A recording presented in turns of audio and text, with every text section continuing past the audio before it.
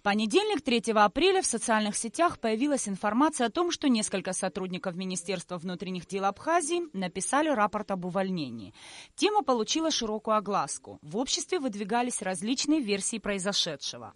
Спустя 2 дня сотрудники МВД встретились с журналистами и рассказали о том, почему они решили оставить службу в органах внутренних дел. Вместо того, чтобы управление собственной безопасности укрепить, усилить, помочь в материально-техническом плане, самовольным решением руководства МВД УСБ было упразднено и введено в состав нового подразделения Управления внутреннего контроля и расследований совместно с Управлением по воспитательной работе.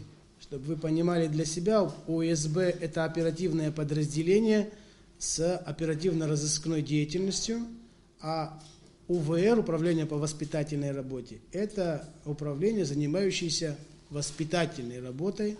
Данное слияние произошло приказом министра внутренних дел. Оперативное подразделение не просто ввести в подчинение другого управления, утверждает Игорь Базильский. По его словам, для расформирования отдела собственной безопасности МВД необходимо решение Кабинета министров, которого, как он отметил, не было. Структурные изменения в МВД должны происходить только лишь постановлением Кабинета министров. То есть ликвидировать УСБ и создать новое подразделение МВД имело право только на основании постановления Кабинета министров.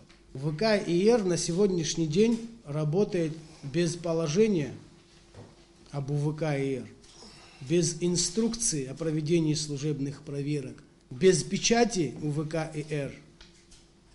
Я не знаю, может где-то в каких-то других подразделениях такое бывало.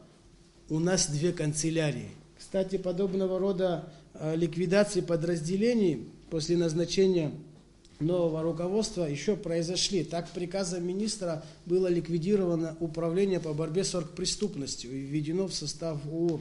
Опять без постановления Кабинета министров. У нас в стране, к счастью, нет оргпреступности. Также приказом управление ГАИ поделено на РЭО. Это 2 разных подразделения. А хотя в соответствии со штаткой, утвержденной Кабинетом министров, это одно подразделение с одним руководителем, а по факту это разные подразделения. Группа сотрудников МВД сообщила о правонарушениях со стороны представителей РО, которые им удалось выявить за время работы. В частности, речь шла о нарушениях во время проведения технического осмотра автотранспорта и выдачи водительских прав экзаменационной комиссии РО МВД. Но принять необходимые меры в отношении сотрудников, нарушающих закон, им не удалось. По словам Базильского, его попытки контролировать работу РО МВД блокировались вышестоящим руководством. Техосмотр проводится с грубыми нарушениями действующего законодательства. Штрафы берутся завышенные. Автомобили с объемом 2,0 до 100 лошадиных сил, на них техосмотр стоит 720 рублей.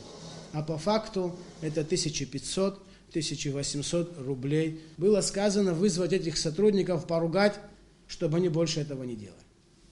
Я усматриваю в этом действии состав преступления, а ругать мы не в том заведении находимся, чтобы за уголовно наказуемые деяния людей ругали. В бытность предыдущего министра была назначена проверка деятельности экзаменационного отдела РЭО МВД РА. Это где права получают.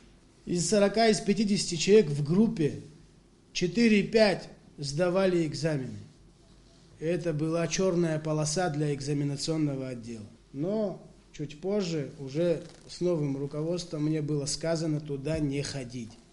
В общей сложности 8 сотрудников МВД сложили с себя полномочия. Свой вынужденный уход они объясняют невозможностью работать и далее в структуре, которая закрывает глаза на нарушение закона.